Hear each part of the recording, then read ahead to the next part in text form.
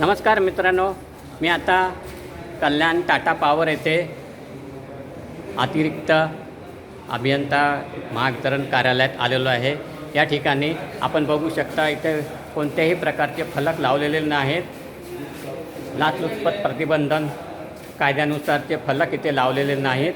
फक्त इथं नागरिकांबरोबर हे अरेरावी करून नागरिकांना इथून हाकलून लावत आहेत। आता हे अधिकाऱ्यांची कॅबिन आहे, बघू शकता आपण। ही अधिकाऱ्यांची कॅबिन आहे, याच्यावर यांच्या नावाचा फलक नाही आहे।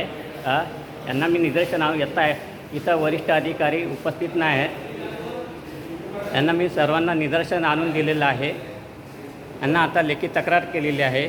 इथं माहितीच्या अधिकाराचे फलक लावलेले नाहीत। इथं सगळे कर्मचारी आहेत आणि यांच्या गाड्यामध्ये कोणताही ID वगैरे लावलेले नाही। इतका बेशिस्तपणा या कार्यालयामध्ये चाललेला आहे। हे निदर्शनात आणून देण्यासाठी मी हा व्हिडिओ करत आहे।